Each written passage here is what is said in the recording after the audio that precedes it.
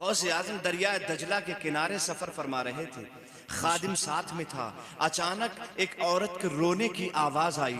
وہ عورت بڑی شدت کے ساتھ رو رہی تھی، اس کے رونے میں درد تھا، اس کے رونے میں درد تھا، اس کے رونے میں کراہت تھی، اکراہ تھا، اس کے رونے میں بڑی شدت کے ساتھ رو رہی تھی۔ آئینہ کرامت کتاب اس میں لکھا ہوا ہے، اس کے رونے میں اتنی شدت تھی اور اتنی حدت تھی اس کے رونے میں کہ اس کے رونے کی وجہ سے پانی کے اندر مچھلیوں کے پیٹ کے اندر انڈے پگھل پگھل کر پانی ہو گئے تھے۔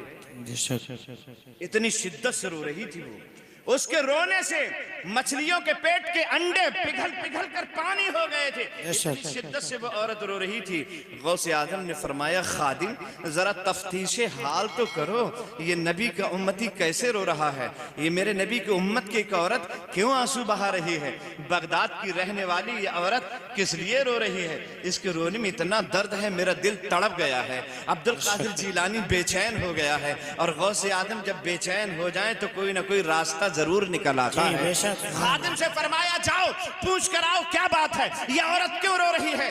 خادم قریب پہنچتا ہے اور جا کر پوچھتا ہے، ماں آپ کیوں رو رہی ہیں؟ سر جھکائے ہوئے جزارو قطار رو رہی تھی عورت۔ اس نے اپنی نگاہیں اٹھا کر دیکھا تو سامنے غوث اعظم کا خادم دکھائی دے رہا تھا۔ عرض کرنے لگی، بیٹا یہ کوئی نئی بات تھوڑی ہے کہ آج میں یہاں رو رہی ہوں۔ دریائے دجلہ کے اس کنارے پر میں 12 سال سے روزانہ آتی ہوں، اور روزانہ جب تک دل بھر کر رو نہیں لیتی ہوں اس وقت تک مجھے چین نہیں ملتا ہے، مجھے سکون نہیں ملتا ہے۔ میں روز آتی ہوں اور روزانہ روتی ہوں، کوئی آج نیا معاملہ تھوڑی ہے۔ غوث اعظم کے خادم ارشاد فرماتے ہیں، آخر وجہ کیا ہے، تاریخ کیا ہے، معاملہ کیا ہے؟ آپ 12 سال سے جو روتی ہیں اس دریا کے کنارے اور دریائے دجلہ کے اس پنگھٹ پر آ کر روتی ہیں، رونے کی وجہ کیا ہے؟ تو وہ عورت کہنے لگی، بیٹا جب تم پوچھ ہی رہے ہو تو سنو، وہ دن مجھے اچھی طرح یاد ہیں۔ عین جوانی کے عالم میں میں سہاگن سے ابھاگن ہو گئی تھی۔ اچانک میرے شوہر نے مجھے خیر بات کہہ دیا،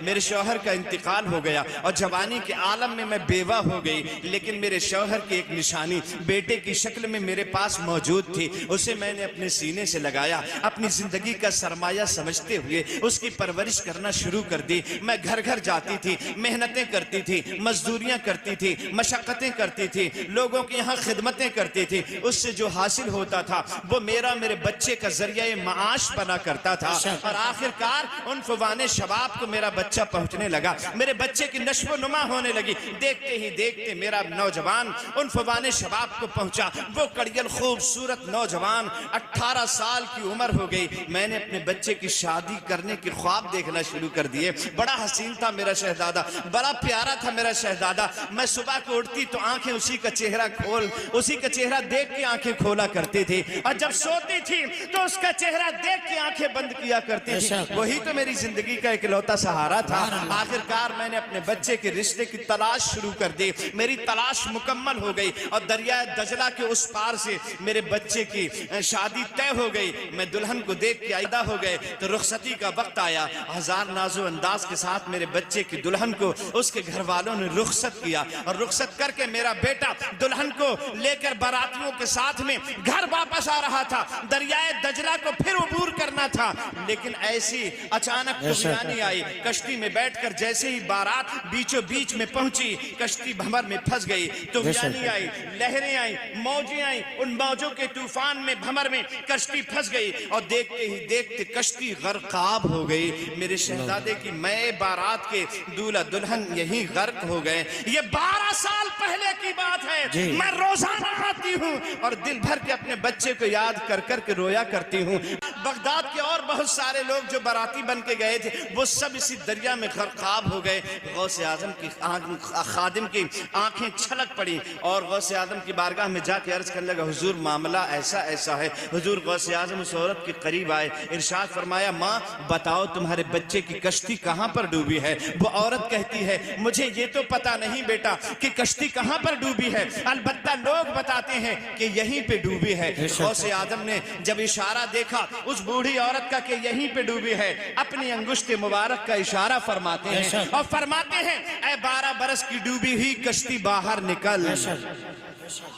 لیکن کشتی باہر نہیں نکلتی ہے. دوسری مرتبہ پھر ارشاد فرمایا اے 12 برس کی ڈوبی ہوئی کشتی باہر نکل, لیکن دوسری مرتبہ بھی کشتی باہر نہیں نکلتی ہے. پھر تیسری مرتبہ آپ نے فرمایا اے 12 برس کی ڈوبی ہوئی کشتی باہر نکل, قسم رب کعبہ کی تاریخوں میں لکھا ہوا ہے یہی دیکھتے 12 برس کی ڈوبی ہوئی کشتی سطح آب پر آ کر تیرنے لگتی ہے. جیسے ہی کشتی باہر نکل کے آئی, باراتی اتر کر اپنے گھروں کو جانے لگے. دولہا دلہن بھی اتر آئے. عورت نے اپنے بچے کا ہاتھ پکڑا, اپنی دلہن کا ہاتھ پکڑا اور اپنے گھر کو روانہ ہو گئی. جب سارے بغداد کے باراتی اور دولہا دلہن اپنے گھر کو چلے گئے تو عبد القادر جیلانی نے رب کی بارگاہ میں اپنے ہاتھوں کو لمبا کر دیا. یا اللہ, اب تک ایسا ہوتا تھا کہ جب میں ایک مرتبہ کہتا تھا تبھی میری تمنا اور خواہش پوری ہو جاتی تھی. آج میں نے 3 مرتبہ کہا ہے تب تو نے میری تمنا کو پورا کیا ہے. آواز آتی ہے اے عبد القادر جیلانی, اگر ہم چاہتے تو پوری کائنات کو ایک لمحے میں پیدا کر سکتے تھے, لیکن ہمارا یہ اصول ہے ہم نے پوری کائنات کو 6 دن میں بنایا ہے. جب تم نے پہلی مرتبہ کہا تھا تو ہم گوشت اکٹھا کر رہے تھے, جو گوشت دریا کے جانور کھا گئے تھے, دریا کی مچھلیاں کھا گئی تھی. جب تک تم نے دوسری مرتبہ کہہ دیا ہم نے باراتیوں کو سجایا, دولہا دلہن کو سجایا. جب تک تم نے تیسری مرتبہ کہہ دیا اور ہم نے کشتی کو باہر نکال دیا. ماشاءاللہ, بہت خوب. تاجدار اہل سنت کہتے ہیں جو تم سے نہ مانگیں تو پھر کس سے مانگیں؟ بے شک. جو تم سے نہ مانگے تو پھر کس سے مانگے؟ کہیں اور بھی ہے گلی غوث اعظم. واہ. جو ڈوبی تھی کشتی وہ دم میں نکالی, جو ڈوبی تھی کشتی وہ دم میں نکالی. تجھے ایسی قدرت ملی غوث اعظم. بہت خوب. ماشاءاللہ.